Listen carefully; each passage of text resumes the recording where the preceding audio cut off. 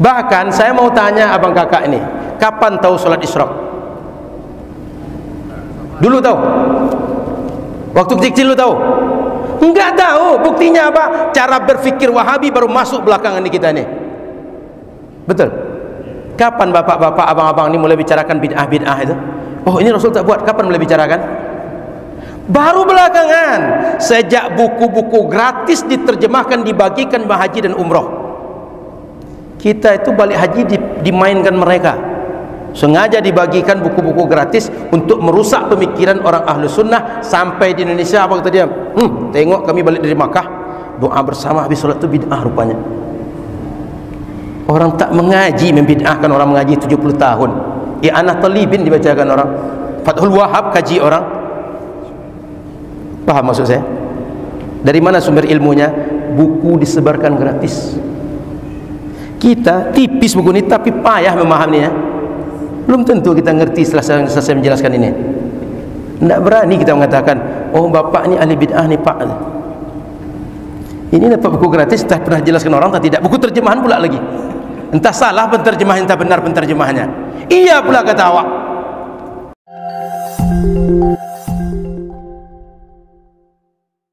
Assalamualaikum warahmatullahi wabarakatuh.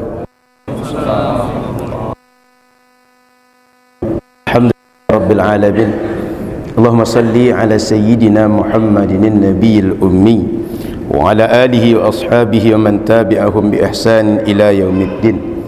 Asyhadu an la ilaha illallah wahdah al-malikul haqqul mubin wa asyhadu anna Muhammadar Rasulullah sallallahu alaihi wasallam sadiqul wa'dil amin. Wa subhanaka la ilma lana illa ma 'allamtana innaka antal alimul hakim. Wa qala rabbi shrah li sadri wa yassir li amri wahlul 'uqdatam min lisani yafqahu qawli. Alhamdulillah, kita bersyukur pada Allah Subhanahu wa taala di hari yang ke-22 Ramadan 1445 Hijriah kita sehat, bisa ibadah siang, ibadah malam, puasa, qiyam, tilawatul Quran dan ibadah yang lain. Semoga semua kita istiqamah sampai akhir Ramadan, dan semoga sampai akhir hayat kita istiqamah untuk taat kepada Allah Subhanahu wa taala. Amin ya rabbal alamin. Salawat berangkai salam kepada Rasulullah sallallahu alaihi wasallam. Semoga kita patut untuk nanti di akhirat berkumpul bersama Rasulullah sallallahu alaihi wasallam, bersama orang-orang yang dicintai oleh Rasul dan mencintai Rasulullah sallallahu alaihi wasallam. Amin ya rabbal alamin. Yang sama-sama kita muliakan guru kita Ustaz Khairuddin Ahmad Jais. Saya anggaplah lebih senior sedikit dari beliau, tapi ada kesenioran beliau yang saya tak bisa kalahkan. Jadi kalau ada orang menganggap saya hebat dibanding beliau, ada hebat saya tak bisa, saya harus mengakui saya tak bisa mengalahkan beliau. Jadi yang lain-lain mungkin akan angkat bendera putih seperti saya jika berhadapan dengan beliau. Yang sama-sama kita muliakan para guru kita yang lain, ada Ustaz Zulkarnain, ada imam kita dan semua yang hadir. Mohon maaf kalau tidak tersebut, tidak kenal satu persatu dengan nama dan gelaran. Semoga semuanya dirahmati oleh Allah Subhanahu wa taala. Bapak Ibu sahabat yang dirahmati Allah Subhanahu wa taala, karena buku sudah datang dan sudah ada di tangan sebagian kita, saya akan langsung kepada buku ini untuk menjelaskan apa yang kita bahas di buku ini dan kenapa buku ini ditulis. Di tangan saya ada buku kembaran dari buku ini. Jadi penulis kitab sebelumnya menulis kitab namanya Itqanus Sunnah fi tahqiqi ma'nal bid'ah. Lalu buku ini tersebar di masyarakat. Di antara orang yang baca buku itu namanya Ustaz Muhammad Said. Di halaman 7 ada beliau cerita sababut ta'lif hadal kitab. Tengok halaman 7. Ada seorang murid beliau pengarang kitab ini, Al Ustaz Muhammad Said katanya. Paragraf kedua di halaman 7 itu menemukan pembahasan yang ada di buku yang kita bedah dibahas ringkas di buku Itqanus Sunnah fi Tahqiqi Ma'nal Bid'ah, sehingga beliau minta tolong ditulis agak panjang, tolong dijabarkan agak lebih luas. Maka ditulislah kitab ini. Kitab Itqanus Sunnah fi Tahqiqi Ma'nal Bid'ah ini sebuah buku yang memaparkan dengan lebih gamblang tentang makna bid'ah, baik melihat penafsiran Quran, penjelasan hadis Rasul, dan pendekatan usul fikih. Lalu di dalam pembahasannya dibahas sekilas tentang at-tarku la yufidu tahrima, bahwa secara usul fikih ketika Rasul sallallahu alaihi wasallam, sahabat, para ulama salaf tidak melakukan satu amal, tidak berarti bahwa yang mereka tak lakukan itu bermakna haram untuk dibuat. Dibahas sekilas saja di dalam buku Itqanus Sunnah. Maka muncullah buku itu. Yang menarik, di dalam buku Itqanus Sunnah ini, qala Ibnul Arabi, beliau menukilkan sebuah perkataan Imam Ibnul Arabi, belum ada di buku para ustaz, di buku saya. Laisatil bid'atu wal muhdatsatu madhmumaini li lafzi bid'atin wa muhdatsin wala ma'nahuma. Kata Imam Ibnul Arabi bahwa bid'ah dan perkara baru, apa saja yang baru itu, tidaklah dia tercela atau dianggap dia tercela oleh syariat karena redaksi bid'ah, karena redaksi muhdats, atau karena makna kedua redaksi tadi. Wa innama yudhammu minal bid'ati ma khalafas sunnah. Tetapi bid'ah itu dicela oleh syariat ketika dia bertentangan dengan sunnah. Faham? Jadi bid'ah atau perkara baru tidak dicela oleh syariat karena dia di-brand sebagai bid'ah atau di-brand dengan muhdats, tetapi dia dicela oleh syariat ketika dia bertentangan dengan sunnah. Wa yudhammu minal muhdatsati ma da'a ila dhalalah, dan dicela perkara baru ketika perkara-perkara baru ini membuat orang sesat, bukan karena dia statusnya baru muncul sekarang, tapi karena yang baru itu dia menggiring orang untuk sesat, makanya dicela muhdatsat oleh syariat. Paham kira-kira maksudnya? Kan sering kawan-kawan kita ini bermain dengan istilah. Katanya kalau bid'ah itu nanti setiap yang baru adalah bid'ah, yang tak dibuat Rasul bid'ah. Lalu dikonter oleh kawan, gimana kalau ceramah di TV Roja, dakwah di Radio Hidayah 1 FM 103,4, itu bid'ah atau tidak? Oh, bid'ah itu ada bid'ah duniawiyah, ada diniyah. Sementara kullu bid'atin dhalalah, setiap yang bid'ah sesat. Pas dikejar, bid'ah dibagi dua. Ketika kita bagi bid'ah sunnah, bid'ah hasanah, bid'ah sayyi'ah, oh semua bid'ah sesat. Ngerti nalarnya? Jadi ketika untuk orang semua bid'ah sesat, ketika dikejar mereka, bid'ah itu ada bid'ah duniawiyah, ada diniyah. Ngerti? Jadi yang benar bid'ah itu dibagi atau tidak? Kalau dibagi, bagi saja. Kalau tak dibagi, bilang tak dibagi. Jangan dibagi. Maka perlu para hadirin dirahmati Allah SWT, orang-orang Wahabi ini, mereka orang paling kontradiksi dengan diri mereka sendiri sebelum kontradiksi dengan orang lain. Jadi Wahabi itu enggak usah diadu-adu betul dengan ulama, adunya dia dengan diri dia. Maka kalau Wahabi sudah main nalar, balik aja nalar ke dia. Contoh kemarin ada ya di Facebook saya, orang komen, Ustaz Zul Ikrami bedah buku, beliau menyampaikan isi buku itu bahwa ahlu sunnah ada 3 kelompok, kata Imam Subki. 1 kelompok Asy'ariyah dan Maturidiyah, kedua ahlul athar, imamnya Imam Ahmad, yang ketiga ahlul wujudan, yang mereka para ulama tasawuf. Lalu apa kata orang Wahabi? Sejak kapan ucapan Imam Subki menjadi hujjah. Qaul sahabi saja diperselisihkan. Saya sambung. Kalau qaul sahabi saja diperselisihkan, kok qaul wahabi enggak pernah diperselisihkan? Hanya benar saja, enggak pernah ada salahnya. Ngerti? Jika fatwa sahabat, ijtihad sahabat, pendapat sahabat berselisih orang, ada yang mengatakan hujjah, ada yang tidak. Kok fatwa ulama Wahabi yang masih hidup sekarang dah kencing lurus atau tidak? Ada selisih pendapat, qaulan wahidan, sepakat harus diambil, hanya benar saja. Kira-kira Wahabi lebih hebat mana daripada sahabi? Paham nalar ni?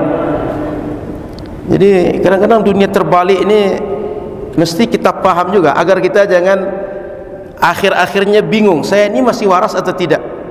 Sebab saking banyaknya orang gila, kita bingung dengan kewarasan kita. Paham maksud saya? Jadi Bapak Ibu sahabat dirahmati Allah, sengaja saya buka dengan kalimat itu karena banyak orang bermain dengan kalimat bid'ah. Apa kata beliau? Bid'ah itu bukan dia dicela syariat karena redaksinya, karena brandnya, karena istilahnya. Dia dicela karena bertentangan dengan sunnah. Itu poin pentingnya. Saya masuk kepada kitab kita. Kitab kita ini, beliau punya banyak pisau analisa yang secara umum ilmu usul fikih dan analisa hadis. Karena beliau ini dikenal khatimatul huffaz, para ulama segala al-hafiz dalam hadis. Beliau dikenal akhir ulama dikenal dengan al-hafiz. Al-hafiz itu ulama hadis yang hafal 100.000 hadis minimal. Beliau adalah orang terakhir. Setelah beliau tak ada lagi. Maka beliau ini rujukan para ulama yang hidup hari ini tentang ilmu hadis terutama. Sehingga kalau datang ke Mesir, sebutlah Syekh Ali Jumaah, siapa saja ulama Mesir yang besar hari ini dikenal, rata-rata berintisab mengaku murid daripada beliau, Syekh Abdullah bin Siddiq Al-Ghumari.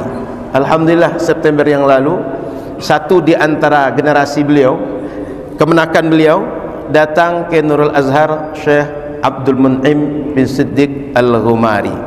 Semoga tahun ini datang lagi insyaAllah. Jadi kalau ditanya sanad kita tersambung ke mereka, tidak tersambung. Kami 10 hari lebih kurang membaca Sahih Bukhari dari awal dan akhir dengan beliau, dan beliau mengijazahkan sanad Sahih Bukhari. Sehingga yang ngaku-ngaku sunnah itu atau ngaku-ngaku kami sunnah itu, kita tinggal adu sanad saja. Sudah punya sanad Sahih Bukhari atau belum? Pernah baca Sahih Bukhari dari awal sampai akhir atau belum? Sebentar lagi Sahih Muslim akan kami baca awal sampai akhir. Tinggal kita adu sanad saja. Kalau ngaku sunnah, mana lebih sunnah mana kita dengan dia. Lanjut. Di kitab ini beliau di halaman 8 boleh lihat sebagai pengantar bagi beliau untuk pisau analisa. Jadi tema besar kita, apakah perkara yang tak dibuat oleh Rasul jika kita buat hari ini dia bid'ah? Bagaimana beliau membahas? Poin pertama, kata beliau, dari dahulu sejak masa Rasulullah sampai masa para ulama mujtahid, yang menjadi pijakan ulama, dasar ulama dalam menyimpulkan hukum Islam itu adalah Al-Quran, Sunnah, Ijma', Qiyas. Sudah itu beliau tambahkan, ada tambahan setelah itu yang mukhtalaf fiha, yang ulama sebagian menjadikan dasar, menjadikan patokan, sebagian tidak. Di antaranya al-hadithul mursal, qaulus sahabi, syar'u man qablana, al-istishab, al-istihsan, amalu ahlil Madinah, dan lain-lain. Saya lihat beberapa istilah ini mungkin bagi kita semua agak baru atau ada yang biasa. Saya mulai dari kalimat istishab. Istishab itu artinya jika ada hukum awal lalu setelah itu muncul hukum baru, kita berpatokan dengan hukum awal, tak mengambil hukum baru. contoh kasus. Tadi para jamaah dari rumah berwudu. Sampai di sini karena sudah mulai bedah buku langsung duduk. Setelah 1 jam kita bedah buku, datang waktu asar mau sholat asar, timbul ragu, saya masih punya wudu atau tidak? Kira-kira langsung sholat atau mesti wudu lagi? Tadi dah pasti wudu nih. Sampai di sini karena ada aktivitas bedah buku ini, ragu saya ini wudu masih ada atau sudah batal. Arti kan ada hukum dua nih. Tadi status suci, karena muncul ragu, status sekarang kita meragukan suci tadi sehingga kita menganggap muhdats atau orang yang berhadas. Pertanyaannya, langsung sholat atau berwudu lagi? Mengambil hukum awal. Itulah contoh kasusnya, bahwa hukum awal saya pasti suci, yakin saya. Tapi muncul belakangan keraguan saya suci atau tidak. Kira-kira kalau dibuat analogi, yakin dengan ragu mana yang lebih kuat? Ada lemah, ada kuat. Kalau diadu mana yang lebih kuat? Kalau kita wudu yakin kuat, muncul keraguan belakangan, ragu itu namanya status kita masih suci atau tidak. Berarti ragu ini lemah. Yang lemah diadu dengan yang kuat, tak pernah menang yang lemah. Kecuali lah kasus-kasus tertentu lah. Contoh standar umur wakil presiden misalnya, itu kan bisa dibuat gitu kan. Maka secara nalar yang lemah diadu yang kuat, selalu lemah ini kalah. Yang lapuk diadu dengan yang kokoh, selalu yang lapuk ini kalah. Maka ketika kita memutuskan sholat, saya memutuskan saya status suci dengan hukum awal dan mengabaikan hukum yang kedua ini. Itu istishab namanya. Itu tak ada penjelasan dari Quran dan hadis tuh. Kamu kalau datang dari rumah tadi, lalu kamu batal wudu, apa kamu ragu batal wudu atau tidak, kamu mesti wudu lagi atau tak usah wudu lagi. Tak ada Quran dan hadis menjelaskan itu. Tapi istishab sebagai pisau analisa untuk kita boleh langsung sholat. Jadi apa yang ingin beliau sampaikan dari hujjah tadi atau dari sumber-sumber hukum tadi, bahwa kita kalau ingin menyebutkan hukum Islam mesti berpijak dengan Alkitab, As-Sunnah, Al-Ijma', Al-Qiyas, Al-Istihsan, Al-Istishab, Syar'u man qablana, Masalih Mursalah, Uruf dan lain-lain. Kalau tak bersumber dari itu, maka dia bersumber dari nafsu, bukan dari ilmu. Paham? Ya, nanti tinggal kita tanya orang bilang atau Wahabi bilang habis sholat asar kita jabat tangan atau itu haram, itu terlarang. Tinggal tanya, ini dasar anda bilang terlarang, dasar anda bilang bid'ah, ini dari mana? Ngerti? Dari sumber hukum yang kita sebut tadi atau tidak? Kalau tidak, berarti dari nafsu anda. Anda tukang buat syariat, anda Tuhan itu, anda tukang buat hukum baru. Inilah ahli bid'ah itu. Paham? Jadi kalau ingin menyatakan ini haram, ini halal, ini boleh, ini tidak, ini makruh, ini sunnah, ini mubah, dasarnya mesti yang disebutkan oleh beliau di tamhid tadi itu. Dasarnya pemikiran dari Al-Quran, dari Sunnah, dari Ijma', Qiyas dan seterusnya. Paham sampai di sini? Poin kedua, beliau bukakan hukum syariat itu ada 5. Di dalam para ulama usul fikih mendefinisikan hukum syariat, apa kata mereka? Al-hukmu syar'i khitabullah al-muta'allaq bi af'alil mukallafin bil iqtida' aw at-takhir. Jumpa itu khitabullah al-muta'allaq bi fi'lil mukallaf di situ. Kalau kita tengok dalam kitab-kitab usul fikih, di antaranya Membaydawi menjelaskan bahwa disebut hukum Allah itu penjelasan Allah terhadap perbuatan kita. Bapak Ibu mendengar sekarang ini hukumnya apa? Haram, sunnah, mubah, makruh. Ini ada hukumnya ini. Saya bicara ini ada hukumnya. Bapak ibu yang tidur ini, bapak ibu yang sedang bicara itu, ada hukum semua perbuatan kita. Tiba-tiba kita duduk di tengah masjid, nengok-nengok sekitar masjid. Hukum menengok ini ada. Setiap perbuatan kita itu ada hukumnya. Nah, syariat sudah menjelaskan bahwa perbuatan-perbuatan yang kalian buat ini hukumnya. Hukum itu ada 5. Ada dia wajib, ada dia sunnah, ada mubah, ada makruh, ada haram. Dari mana datang yang 5 ini? Kita tengok definisi hukum tadi. Penjelasan Allah terhadap perbuatan hamba, apakah berbentuk aktif melakukan pekerjaan atau meninggalkan pekerjaan, atau memilih melakukan atau meninggalkan pekerjaan. Kalau melakukan pekerjaan ada derajatnya wajib, ada yang sunnah. Meninggalkan pekerjaan ada derajatnya haram, ada yang makruh. Memilih melakukan atau tidak, mubah. Di hukum syariat itu, kerjakanlah, tinggalkanlah, atau kata syariat.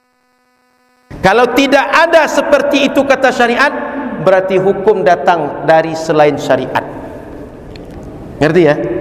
Jadi kata syariat, kerjakanlah itu bisa wajib, bisa sunnah.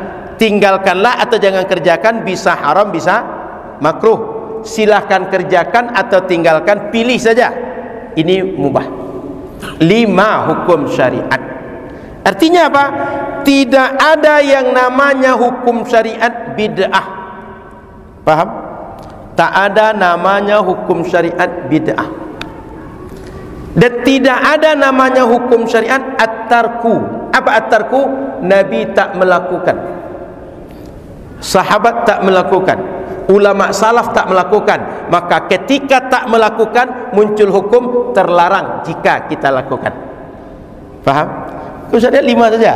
Lakukanlah, jangan lakukan, atau pilihlah melakukan atau tak melakukan. Tak ada. Kalau tak ada contoh, kalau tak ada penjelasan, maka dia terlarang dibuat. Tidak ada. Mau dibuka kitab usul fikih dari yang paling tipis sampai paling tebal, nggak akan jumpa hukum syariat seperti itu. Paham nalar kedua? Tadi sumber hukum sudah itu, apa saja hukum syariat. Yang ketiga lagi, at-tarku di halaman 9. Apa yang dimaksud kata beliau at-tarku di sini?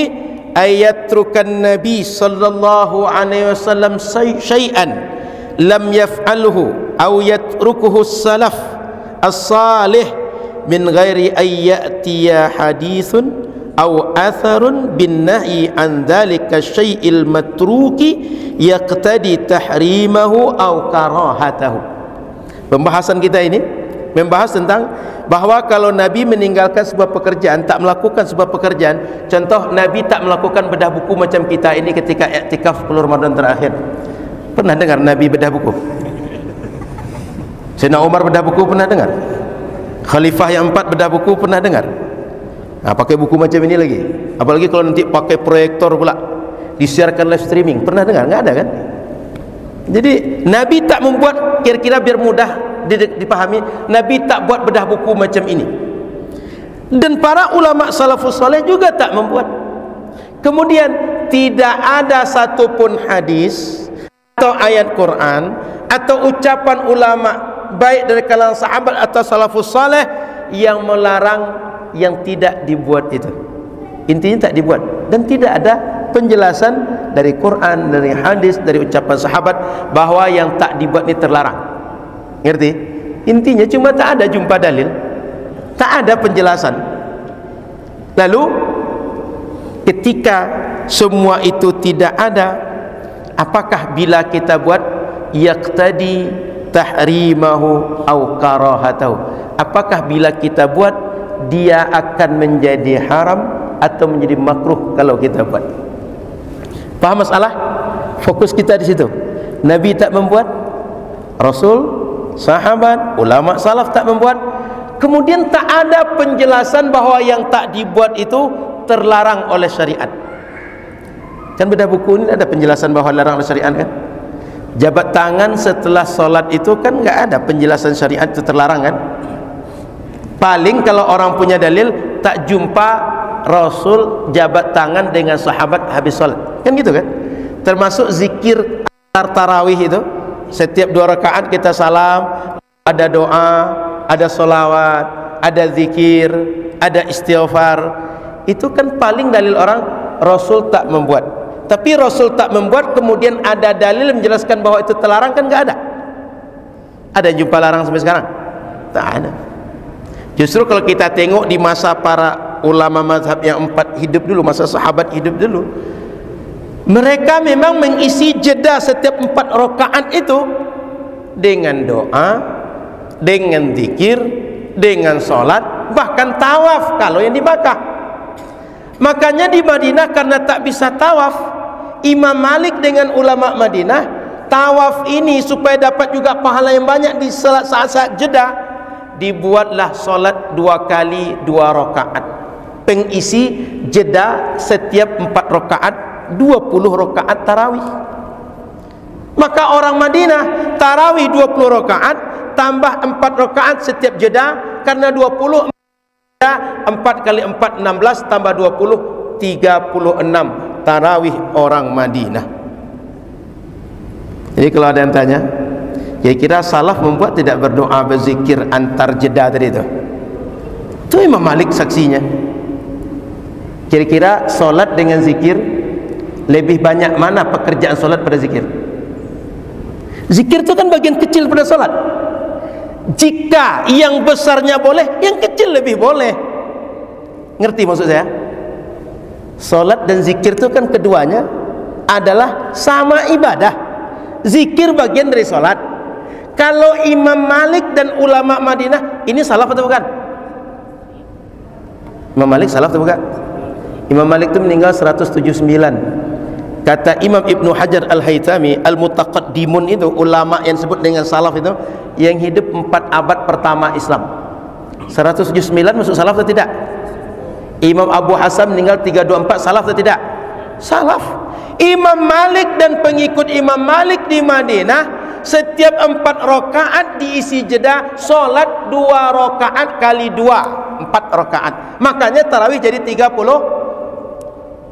Kok orang hari ini bilang kita baca selawat, baca zikir per 2 rakaat atau 4 rakaat enggak dibuat salaf? Imam Malik membuat. Mau salaf seperti apa lagi? Kalau salaf 88 memang tak ada zaman itu. Paham maksud saya? Yang dibuat fadlan minallahi wa rahmah, al-khalifatul awal, al-khalifatul thani, itu kan zikir-zikir di ujungnya, doa di ujungnya itu. Sudah dibuat oleh ulama salaf. Yang paling mudah tengok amalan Imam Malik. Kita ini kan kadang-kadang karena tidak disuapkan, ini ya tinggal santap itu, jadi bingung yang mana mau disantap itu. Imam Malik itu tinggal santap sebenarnya, cuma nalar kita tak sampai ke situ. Kira-kira perbuatan Imam Malik ini bisa jadi dalil atau tidak? Enggak sampai nalar kita ke situ, padahal itu dalil. Ngerti? Ada Rasul ngajarkan solat 4 rakaat setiap jeda 4 rakaat tadi itu. Jangankan Rasul, Sayyidina Umar juga nggak ngajar kan? Ngerti? Jadi kalaulah dihitung-hitung bid'ah, kira-kira Imam Malik itu bid'ah atau tidaknya? Jika solatnya Imam Malik itu tak ada ajaran Rasul, tak ada ajaran sahabat, zikir kita tak ada ajaran Rasul, ajaran sahabat, ngopi, mau ngobrol, santai-santai, leha-leha, ada ajaran Rasul dan sahabat.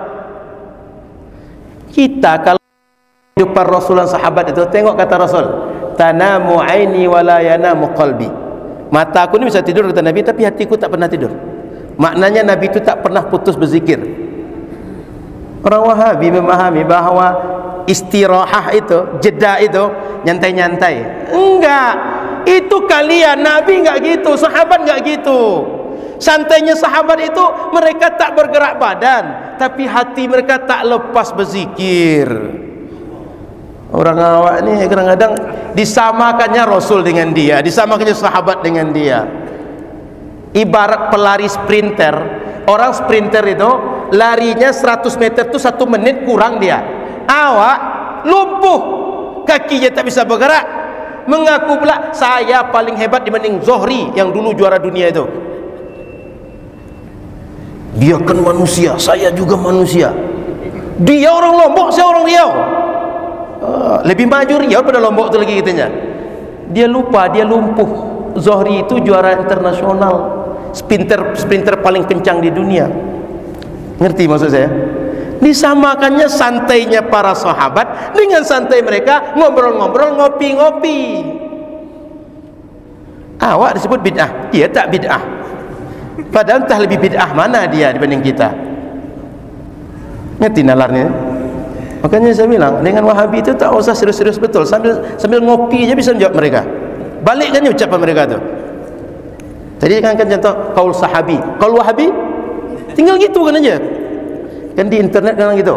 Hati-hati akhi, ucapan antum akan dipertanggungjawabkan di hadapan Allah. Tinggal balikkan ucapan kamu. Macam kita aja bertanggung jawab di hadapan Allah dia. Paham maksud saya? Ini kalau ada orang Wahabi ini mencoba menintimidasi, jangan langsung kena nyali. Tegakkan badan tu. Tengok dia, jawab ke dia. Ente gitu. Balikkan ke dia. Awak pula digertak-gertak dia. Orang tak berilmu menggertak orang berilmu. Ini orang ngaji ni, orang tak ngaji menggertak orang ngaji. Dari mana nyali kita ni? Ngerti maksud saya? Jadi termasuk nanti yang ngaji-ngaji ni, kalau satu saat jalanan kan musafir nanti kalau pulang kampung, tak jelas siapa akan jadi imam, tolong maju. Jangan biarkan sembarang orang maju. Tak siapa itu. Solat kita di musola halte, yang ngaji-ngaji ini tolong maju jadi imam. Nanti jangan-jangan yang jadi imam itu orang yang tak beres bersuci dia, orang tak beres baca bismillah dia. Untung solatnya sir, tak tahu kita. Jadi saran saya yang alim ni, yang mengerti, yang mengaji ni, tolong jadi imam. Di kampung-kampung kita nampak semuanya pada pada tawaduk, mendahulukan yang lain untuk jadi imam. Tolong jangan mundur, jangan biarkan orang maju. Maju kita. Jelas kita mengaji. Orang tak mengaji pula dibiarkan untuk jadi imam. Kira-kira kita ni ngikut orang berilmu atau orang berilmu tak ngikut orang tak berilmu? Paham pertanyaan saya ni? Jadi tolong nanti abang, kakak, ibu, bapak, termasuk yang nonton pengajian ini, jika di suatu saat ada kondisi semua orang tawaduk merasa yang lainnya jadi imam, tolong segera maju. Jangan biarkan orang bodoh yang mengisi posisi yang mestinya orang berilmu yang mengisi. Balik kita kepada buku kita. Jadi jelas bahawa Nabi tak melakukan. Kemudian tambah, tak ada penjelasan bahawa yang tak dilakukan itu dia terlarang dibuat. Ngerti? Jadi dua poin-poinnya. Satu, tak dibuat oleh Rasul, tak buat oleh sahabat, tak dibuat ulama salaf. Yang kedua, tidak ada penjelasan syariat melarang yang tidak dibuat itu untuk dibuat, baik secara langsung atau tidak langsung. Ini kita lanjut di halaman 10. Beliau memberikan beberapa nalar berfikir kepada kita. Apa kata beliau? Inna tarkan Nabi sallallahu alaihi wasallam syai'an fayahtamilu wujuhan ghair tahrim. Nabi kalau tak membuat sesuatu itu banyak kemungkinan selain yang haram, selain bermakna haram. Contoh kata beliau, satu, ayyakuna tarkuhu adatan. Boleh jadi Nabi meninggalkan sesuatu karena adat tak biasa beliau. Contoh, dihidangkan daging bakar. Bagi orang kampung itu makanan paling lezat, tapi Rasul tak makan.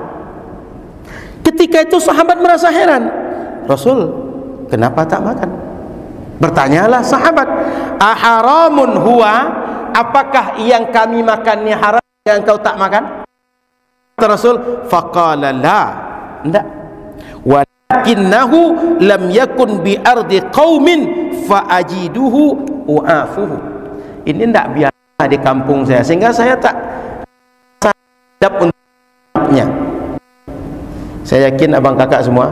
Kebetulan kemarin ada syekh dari Mesir, Salahuddin bin Muhammad Salahuddin Ali Asyami itu disebut duriannya sudah mulai marah beliau, tak suka beliau. Apalagi dihadapkan durian ke beliau. Kenapa? Orang Mesir tak biasa menghadapi rimba Indonesia yang banyak duriannya, sehingga baru sebut duriannya ya, sudah merasa alergi beliau. Apalagi durian dihadapkan ke beliau. Kenapa? Bukan karena durian haram, tapi karena beliau tak biasa makan durian. Rasul pernah mengalami itu. Dihidangkan makanan tak dimakan Rasul. Kenapa? Karena Rasul tak biasa makan itu. Kan kita kadang-kadang juga begitu kan? Meskipun kata orang kampung ini makan paling enak di kampung kami, Yang kalau datang kita ubi tumbuk. Kalau datang kita ke orang-orang Tapanuli, ubi tumbuk itu mahal sekali itu. Jarang dapat itu. Kalau kami di kampung makan anyang misalnya, anyang pucuk kalikih misalnya. Anyang dibayangkan sekarang. Buka pula nanti. Atau berbagai menu-menu yang menjadi khas di kampung itu, bagi orang kampung, ini paling mahal, tak kami dapat kecuali saat Idul Fitri saja. Tapi bagi kita yang tak biasa makan, biasa saja. Bahkan melihat saja nampak macam tak selera kita. Ngerti? Maka Rasul kadang-kadang tak melakukan sesuatu, tak mau sesuatu karena tak biasa saja. Bukan karena yang dilakukan orang lain Rasul tak melakukan, karena haram Rasul tak melakukannya. Paham? Kemungkinan pertama Rasul tak melakukan itu karena tak sejalan dengan adat Rasul. Yang kedua, ayyakuna tarkuhu nisyanan. Mungkin Rasul meninggalkan sesuatu itu karena lupa. Maka dicontohkan oleh beliau, sahha sallallahu alaihi wasallam fi sholati fataraka minha syai'an fasu'ila hal hadatha fi sholati syai'un faqala innama ana basharun ansa kama tansawna fa idza nasitu fadzakkiruni. Rasul waktu itu sholat mestinya 4 rakaat, cuma 2 rakaat. Sahabat nanya, Rasul, apakah terjadi sesuatu waktu sholat tadi? Contoh wahyu turun atau engkau lupa? Kata Rasul, saya ini manusia macam kalian, saya lupa sama seperti kalian lupa. Maka kalau saya lupa, ingatkan. Apa kata sahabat? Kita sholat baru 2 rakaat Rasul. Anggap Ustaz Qadri bilang, Rasul kita baru 2 rakaat. Lalu kata Rasul diuji, bang, betul kita baru 2 rakaat? Betul baru 2 rakaat? Betul baru 2 rakaat? Diuji dengan lain. Ternyata semua sepakat baru 2 rakaat. Maka oleh Rasul diajak berdiri, lalu disempurnakan sholat jadi 4 rakaat. Di ujung ditutup dengan sujud sahwi. Apa poinnya? 2 rakaat yang tak dikerjakan Rasul bukan karena berubah perintah syariat, bukan karena dia haram dia buat, bukan karena makruh buat. Rasul lupa membuat yang 2 rakaat yang belum dibuat tadi. Ngerti? Tapi kalau kita tengok lebih lanjut, ada hikmah di balik lupa Rasul tadi. Jadi mengerti kita kalau kejadian kita lupa dengan jumlah rakaat, maka ada sujud sahwi sebagai solusi bagi orang yang lupa dalam solatnya. Paham dari sini? Potensi yang ketiga, apa makna Rasul tak membuat itu? Ayyakuna tarkuhu makhafata ayyufrada ala ummatih. Nabi khawatir kalau sesuatu yang beliau tinggalkan itu bila beliau lakukan jadi wajib bagi umat. Contoh solat tarawih setiap malam Ramadan. Bil munasabah, sekedar sekilas menyinggung saja. Yang disebut tarawih itu cuma 20 rakaat atau lebih. Yang 11 rakaat bukan tarawih. Jangan niat tarawih solat 11 itu. Kenapa? Solat 11 itu qiyam Ramadan atau qiyamul lail. Silakan tengok hadis Aisyah dalam Sahih Bukhari, itu solat malam Nabi di Ramadan dan di luar Ramadan. Kalau niat tarawih solat yang 20. Yang bukan 20 itu bukan tarawih. Masa solat duha niatnya witir? Ngerti? Masa niat solatnya qiyamul lail niatkan tarawih? Paham? Yang tarawih itu yang 20 dan yang lebih dari 20 rakaat. Yang 11 itu salat malam Rasul di Ramadan dan di luar Ramadan. Maka kalau salat 11 niatnya qiyamul lail, qiyam Ramadan atau usolli sunnah. Jangan bilang tarawih. Bukan tarawih yang itu. Ngerti? Jadi Rasul sallallahu alaihi wasallam tidak melakukan salat berjamaah dengan sahabat, khawatir kalau nanti jadi wajib solat jamaah qiyam Ramadan itu tiap malam. Bukan karena haram solat, ngerti? Bukan haram. Rasul takut kalau wajib umat ini siang puasa, malam solat malam, berat bagi umat. Ini ada banyak tinggal dah, apalagi ditambah pula dengan i'tikaf. Jadi Rasul sayang dengan umat. Yang keempat, ayyakuna tarkuhu li'adami tafkirihi fih. Rasul tak melakukan itu, tak terpikir oleh beliau, tak terlintas di pikiran beliau. Contoh kasus waktu itu, dibuatkan mimbar. Rasul waktu itu kalau menyampaikan wahyu di depan sahabat bicara, habis solat selaku imam bicara atau berdiri, tapi tak naik ke atas mimbar. Diusulkan sahabat, Rasul, gimana kalau kami buatkan mimbar?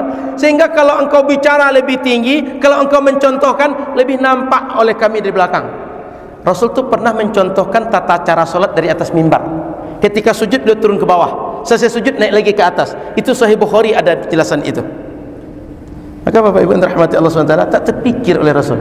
Kenapa tak terpikir? Bukan karena itu haram, bukan karena itu terlarang. Rasul selaku pemimpin umat, banyak pekerjaan makro yang lebih penting beliau pikirkan dibanding yang remeh-temeh yang bisa terpikir oleh banyak orang. Rasul perlu memikirkan bagaimana mempersaudarakan Ansor Muhajirin, bagaimana hubungan Yahudi di Madinah, bagaimana dakwah ini lebih tersiar luas, bagaimana nanti kalau kita terjadi perang, logistik bersengketa, suami istri bersengketa, terjadi apakah ilah, terjadi khulu', terjadi zihar dan segala macam, mengadu kepada Rasul. Banyak hal-hal yang besar yang dipikirkan Rasul, maka yang sederhana tak terpikirkan. Jadi Bapak Ibu, kalaulah kita bertanya, kira-kira kita tanya Pak Prabowo, andaikan dia jadi presiden nanti, terpikir oleh dia bahwa bedah buku ini maslahat untuk umat Islam? Paham maksud saya? Jadi presiden itu jangan berpikir hal-hal yang teknis kayak orang cari itu. Jadi presiden itu berpikir yang besar, ide. Maka tengok Pak Anies ketika bicara selalu bicara ide, bukan bicara teknis. Yang teknis-teknis itu bicara orang-orang suruhan. Ngerti? Jadi manajer itu, seorang leader itu bicara ide, narasi. Bukan gimana cara masangkan baut ke sini ke mic itu bukan begitu. Presiden tidak itu bicaranya. Paham? Jadi Rasul itu bicara skala besar, maka yang kecil-kecil umat yang ingat diusulkan kepada Rasul, diterima oleh Rasul, maka muncullah di belakangan. Contoh, lanjut yang kelima potensinya, ayyakuna tarkuhu lidukhulihi fi umumi ayatin au ahadis. Menurut Rasul ini tidak perlu penjelasan spesifik lagi. Kenapa? Penjelasan ayat, hadis yang menjelaskan umum sudah banyak. Kita perlu tahu realita bahwa perbuatan baik itu sangat-sangat banyak, tak terhitung oleh kita. Mungkin yang tak terhitung oleh kita lebih banyak dibanding yang terhitung oleh kita. Contoh, pernah tak terpikir oleh kita bahwa di masa pandemi sedekah terbaik itu adalah memberikan masker? Pernah nggak dulu terpikir oleh kita? Dengan adanya pandemi, ternyata APD, ternyata masker, mengetahui psikologis orang sedang isolasi mandiri, ternyata itu adalah sedekah paling hebat di saat itu. Ngerti? Tidak pernah terpikir kita kalau tak ada jadi pandemi itu. Maka abang kakak sahabat rahmati Allah SWT, syariat itu Al-Quran dan hadis, dalilnya ada yang umum, ada yang khusus. Dan jangan menuntut semua dalil harus khusus. Kenapa? Kalau semua dalil harus khusus, manusia sampai kiamat mesti dijelaskan. Sepakat? Maka hukum bedah buku ini mesti dijelaskan oleh Quran dan hadis. Kira-kira mungkin Quran hadis menjelaskan hukum bedah buku ini? 14 abad lalu Nabi dah meninggal dah. Bedah bukunya baru sekarang. Menyiarkan live streaming ini baru sekarang adanya. 14 abad dulu tak ada. Jadi kalau orang menuntut mana dalil khususnya, mana dalil Quran dan hadisnya, redaksinya mana, itu orang itu hidup dengan nalar yang tak sejalan dengan nalar Quran dan hadis. Paham? Quran hadis ini sudah dipersiapkan oleh Allah untuk umat yang akan hidup sampai kiamat, bukan umat yang hidup di masa Rasulullah saja, tapi umat yang akan hidup sampai kiamat, yang alat kehidupan mereka, perilaku mereka akan berubah setiap masa. Bang Rizal, di zaman Rasul ada profesi penyiar radio bang? Penyiar TV bang? Nggak ada. Sekarang ada. Ada konten kreator di zaman Umar bin Khattab. Jadi kalau setiap masalah mesti dijelaskan dalil khusus, konten kreator mesti ayat Quran dan hadis yang menjelaskan. Berapalah ayat Quran akan kita hafal, berapalah hadis Nabi akan kita kumpulkan, sampai kiamat tak akan berhenti pekerjaan itu. Faham nalar ini? Maka ayat Quran dalilnya umum dan dalilnya khusus. Oleh Nabi, perbuatan-perbuatan baik ini banyak ayat yang sudah menjelaskan. Yang paling hafal lalu kita, faman ya'mal mithqala dzarratin, sekecil apapun kita berbuat baik, Allah akan tengok, akan dipandang, akan dicatat, dibalas oleh Allah.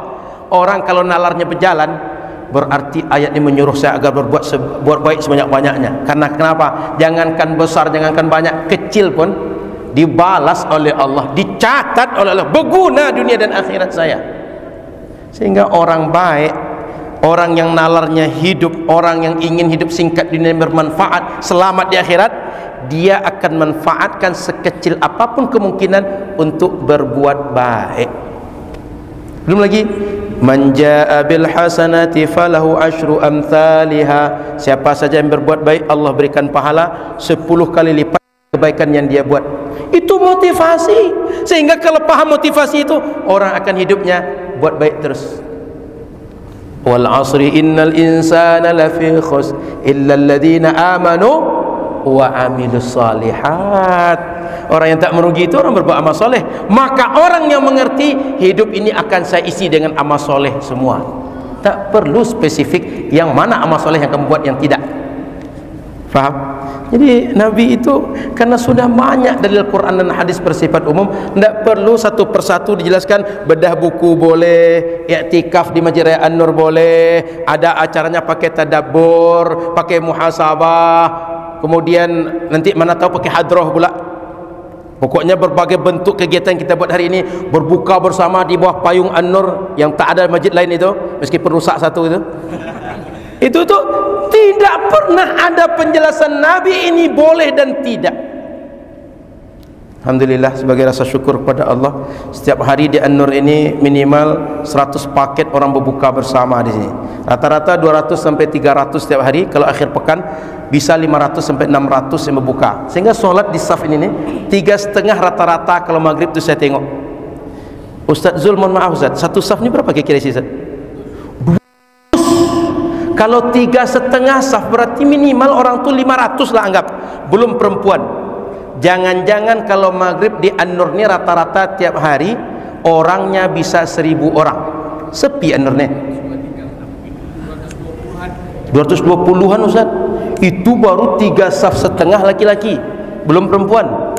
Jangan-jangan 1.000 setiap hari orang solat maghrib di sini. Sepi An-Nur itu. Kalau 1.000 orang solat, sepi atau tidak tu? Karena ada orang bilang An-Nur ni sepi, kata dia. Kalau tak datang ke An-Nur memang tak nampak orang di An-Nur. Tapi kalau datang ke An-Nur nampak. Saya karena sering berbuka di sini, tahu saya 3,5 saf di sini. Jadi Bapak Ibu yang dirahmati Allah Subhanahu wa taala, kita itu bicara itu dengan realita. Jangan kata orang begini begitu kita ikut pula. Lanjut. Jadi ada yang keenam kemungkinan, ayyakuna tarku khasyata taghyiri qulubis sahaba au ba'dihim. Rasul tak melakukan satu khawatir berubah pemikiran sebagian sahabat atau kecenderungan sebagian sahabat, terutama yang baru masuk Islam. Ka'bah itu kan kalau kita tengok bentuk Nabi Ibrahim dan Ismail membangun, itu Hijri Ismail itu masuk pada bagian Ka'bah. Begitulah bentuk Ka'bah dulu. Kalau Nabi ingin mengembalikan ke bentuk asli, mestinya dilengkapkan dengan Hijri Ismail itu naik ke atas. Sayyidah Aisyah nanya, ini kok tidak dibuat Rasul seperti dulu masa Ibrahim dan Ismail? Apa kata Rasul? Takut yang baru masuk Islam itu dia nanti mengira bahwa Muhammad ini kok aneh-anehnya dia buat. Ka'bah ini kan sudah biasa kita nengok macam ini, kok dia rubah-rubah pula bentuk Ka'bah? Akhirnya yang baru masuk Islam dia murtad balik, tak terima dia bahwa yang sudah biasa dibuat tiba-tiba dirubah, dan dia baru merasakan nikmatnya Islam, berubah dia keluar dari Islam balik. Jadi Nabi ini mengerti dengan umatnya zahir dan batin, tidak hanya melihat fisik tapi zahir dan batin. Rasul mengerti psikologis umatnya, maka Rasul tak merubah dengan keadaan Ka'bah itu. Paham banyak kemungkinan. Jadi tak satu saja. Kalau hanya satu, kemana kemungkinan-kemungkinan yang lain? Ini baru contoh, masih banyak kemungkinan yang lain. Oke, saya lanjut. At-tarku la yadullu 'ala at-tahrim, di halaman 11. Kata beliau, para ulama usul fikih menyimpulkan bahwa Kalau perbuatan tak dibuat oleh Rasul, mau kitab usul fikih imam siapa saja, dia tidak bermakna haram dibuat. Saya bacakan sedikit. Kata beliau begini, wattarku wahdahu, paragraf kedua bagian tengah, wattarku wahdahu illam yushibhu nassun ala anna al-matruka mahzurun la yakunu hujjatan fi dhalika bal ghayatuhu ay yufida anna tarka dhalikal fi'li masyru'un. Kata beliau bahwa kalau tidak dibuat Nabi, tak dibuat sahabat, tak dibuat ulama salaf, jika tak diiringi oleh nas yang menjelaskan yang ditinggalkan itu terlarang, maka dia tidak menjadi hujjah, argumen bahwa yang ditinggalkan itu haram dibuat. Tetapi paling-paling kalau kita bisa ambil kesimpulan, ambil hujjah, argumen dari masalah seperti ini, bahwa yang ditinggalkan Rasul itu boleh juga tak kita buat. Buktinya Rasul tak buat. Ngerti? Bukan terlarang dibuat. Bahwa Rasul kalau tak buat berarti kita boleh juga tidak buat. Itu cuma paling jauh dalil yang bisa diambil. Sebuah perbuatan tak dibuat Rasul dan tidak ada penjelasan nas untuk mendukung penjelasan yang ditinggalkan oleh Rasul itu. Jadi macam bedah buku ini tak dibuat oleh Rasul dan tak ada nas yang menjelaskan. Paling dalil yang bisa kita ambil bahwa bedah buku tak dibuat juga sesuai dengan syariat. Bukan bedah buku ketika dibuat dia terlarang, tapi bahwa bedah buku kalau tak dibuat boleh. Kenapa? Rasul tak buat bedah buku kok. Sama-sama tak dibuat. Berarti kalau tak dibuat Rasul boleh ditinggalkan. Saya tak buat juga boleh untuk ditinggalkan bedah buku ini. Paham? Sama dengan berjabat tangan setelah solat. Rasul tak buat berarti boleh tak jabat tangan. Saya hari ini boleh juga tak jabat tangan. Tapi kalau diartikan bahwa kalau jabat tangan terlarang, pertanyaannya dari mana datang terlarangnya ini? Siapa yang melarang? Mana nas yang melarangnya? Ngerti?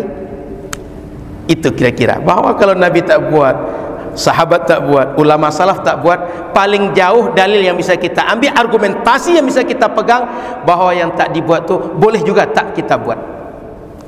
Ada contoh kasus di sini. Dalam kitab Muhalla, saya lancat paragraf berikutnya.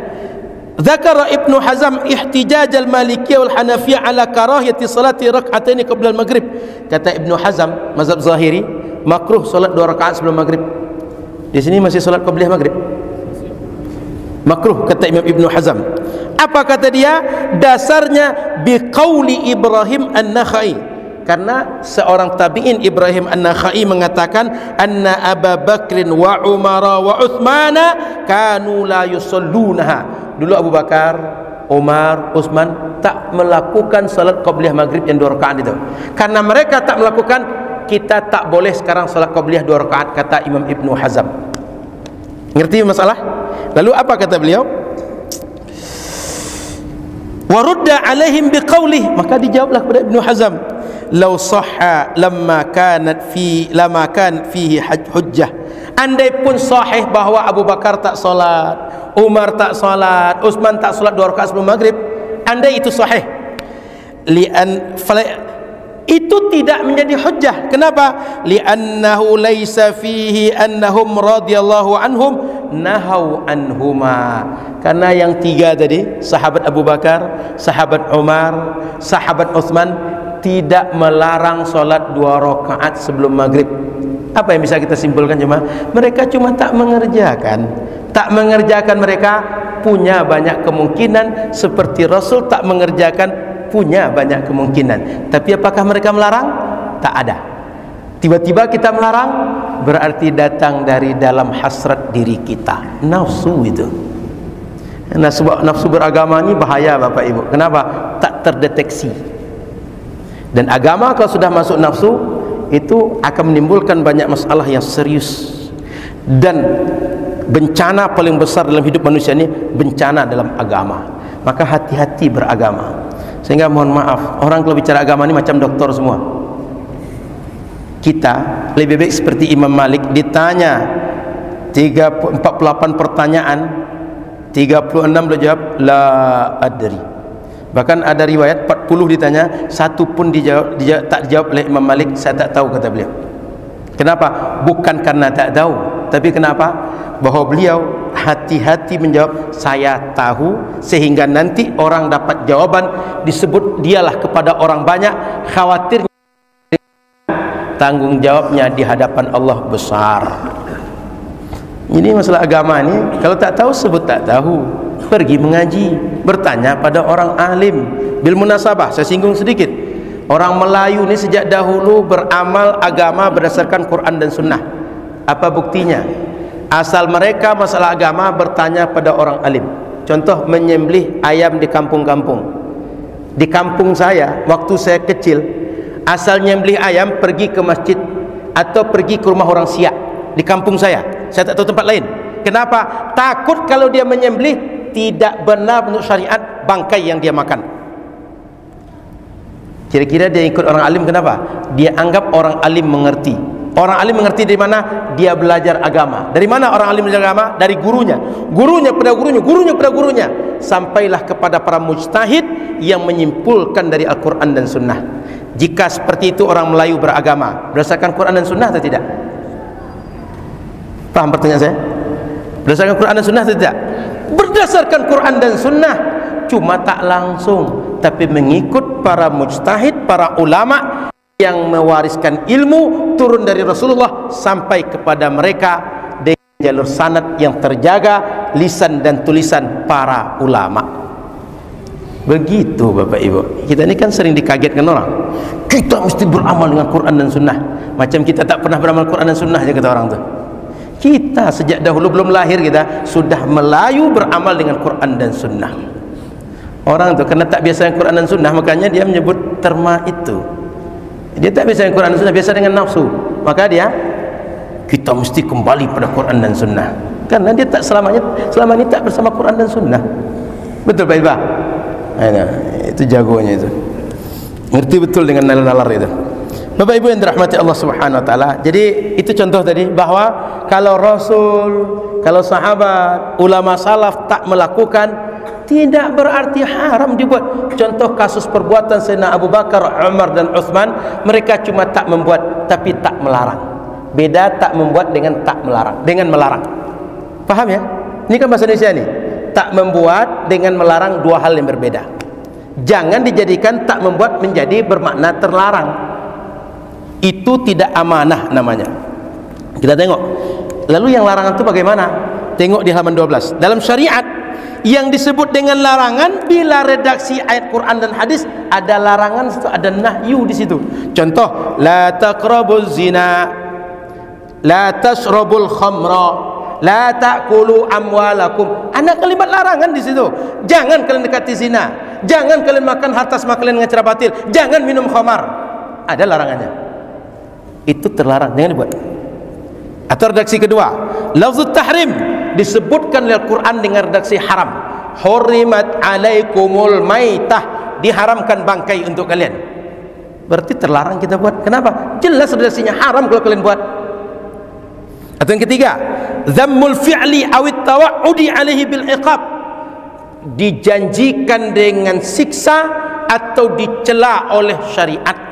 Kalau kita buat, marah syariat dengan kita, dihukum oleh syariat, diazab oleh syariat, baru dia terlarang. Tapi kalau tak ada indikasi seperti ini, maka sebuah perbuatan syariat dia tidak bermakna terlarang. Sehingga kalau boleh balik ke awal sedikit, mukaddimah tahqiq di halaman 5. Tengok halaman 5, sekadar tahu saja, saya tidak akan bahas bahwa dalam syariat kalau ada nahyu, ulama usul fikih menjelaskan maknanya tak sekedar otomatis haram atau makruh, banyak. Bahkan maknanya bisa al-irsyad, bisa ad-du'a, bisa bayanul aqibah, bisa lit-taqlil wal ihtikar, bisa al-ya's di halaman 5. Nanti silahkan tengok masing-masing. Sehingga kalau belajar usul fikih, kami dulu di Al-Azhar semester kuliah tingkat 1 sampai tingkat 4 setiap tahun tu pasti belajar usul fikih. Fikih pasti belajar usul fikih, fikih perbandingan, tafsir ayat ahkam, hadis ahkam. Setiap tahun kami belajar kuliah syariah. Maka Bapak Ibu rahmati Allah Subhanahu wa taala, usul fikih menjelaskan redaksi larangan itu dalam Al-Quran. Satu, kalau ada nahyu, 2 redaksi menjelaskan haram, 3 dicela perbuatan itu oleh syariat. Ini yang tak dibuat Rasul, tak ada penjelasan nasnya, enggak ada satu di antara 3 tadi. Kok bisa dia terlarang? Datang dari mana dia? Ngerti? Itu hubungannya. Kita tengok lagi analisa yang lain. Ayat Quran, wa ma atakumur rasulu fakhudhuhu wa ma nahakum anhu fantahu. Yang Rasul ajarkan, yang Rasul jelaskan, yang Rasul sampaikan, ambil oleh kalian, buat. Dan Rasul larang oleh. Tapi tak ada redaksi Quran wa ma tarakahu fantahu anhu, dan yang ditinggalkan, yang dibiarkan, yang tak dibuat oleh Rasul, maka tinggalkanlah oleh kalian. Tak ada, maka jangan kalian buat. Tak ada itu. Kalau ada orang membuat-buat belakangan bahwa karena Rasul tak buat, dia terlarang, hukum datang dari dia, bukan dari syariat. Itu ya Quran buktinya. Redaksinya boleh tengok di Quran terjemah kalau tak faham bahasa Arab tadi itu. Contoh di hadis Nabi lagi, kata Nabi, ma amartukum bihi fa'tu minhu mastata'tum. Apa saja yang aku suruh kalian, buat semampu yang kalian bisa. Wa ma nahaitukum anhu fajtanibuhu. Yang aku larang, jauhilah oleh kalian. Rasul tak menyebut yang aku tinggalkan, yang tidak aku buat, maka jauhilah oleh kalian. Tak ada itu. Faham? Jadi buatlah atau janganlah buat, kira-kira begitu kata Rasul. Tidak ada yang tidak aku buat, yang aku diamkan, yang aku tinggalkan. Bahwa aku tak pakai sarung pergi solat macam kita ini, maka kalian jangan buat pula. Tak ada keterangan itu. Aku tak pakai macam peci hitam ni macam kita ni. Rasul tak membuat ini, bukan berarti kalau kita buat sekarang dia otomatis haram kita buat. Ngerti? Yang haram tu kalau Rasul larang, kalau Quran larang, kalau hadis larang. Yang keempat analisanya, annal usuliyin arafu sunnata bi annaha qaulun nabi, bahwa sunnah itu qaul nabi, kemudian fi'lun nabi, takrirun nabi. Sunnah itu perbuatan nabi, ucapan nabi, persetujuan nabi. Tidak ada tarkuhu, tak ada yang tak dibuat nabi. Jadi jangan kira bahwa nabi tak buat satu itu sunnah juga. Tak ada. Sunnah itu cuma 3: perbuatan nabi, perkataan nabi, persetujuan nabi. Maka kalau ada orang tiba-tiba melarang, sunnah yang mana di antara yang 3 ini?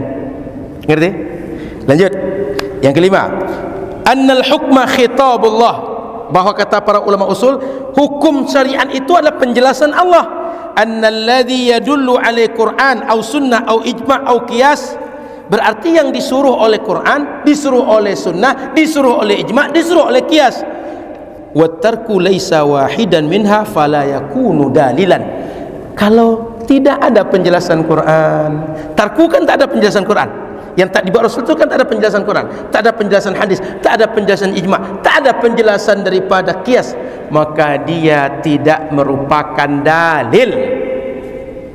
Saya ulang, bahwa hukum itu perintah Quran menjelaskan tentang kerjakanlah atau jangan kerjakan atau pilihlah. Sekarang tak ada penjelasan Quran dan hadis, ijma' tak ada, qiyas tak ada. Berarti bahwa Nabi tak melakukan, ini bukan dalil. Kok tiba-tiba ini dalil paling hebat sekarang? Nabi yang mana menyampaikan? Quran yang mana menjelaskan? Hadis yang mana yang menjelaskan? Ngerti? Quran dan hadis sudah selesai, Nabi sudah meninggal, tak ada Nabi baru. Kalau ada Nabi baru, Nabi palsu itu, agama palsu itu. Paham? Lanjut. Terakhir, analisa beliau, anna tarka yahtamilu anwa'an ghairat tahrim. Kan bahwa kalau Rasul tak melakukan sesuatu itu kan potensi maknanya banyak tadi. Rasul mungkin tak terfikir, Rasul mungkin tak biasa, atau sudah menurut Rasul terwakili ayat umum, hadis umum. Maka dalam kaidah usul fikih, annama dakhalahu al-ihtimal saqata bihi al-istidlal. Jika sebuah argumen dia punya kemungkinan banyak maksud, tidak bisa dijadikan argumen untuk satu hukum tertentu. Bahasa kitanya, kalimat ini debatable atau multitafsir. Kalau dia multitafsir, jangan jadikan untuk menyimpulkan sebuah hukum tertentu. Ngerti? Itu kalimat pernyataan atau argumen kita macam itu rentan diserang orang. Kenapa? Dia multitafsir.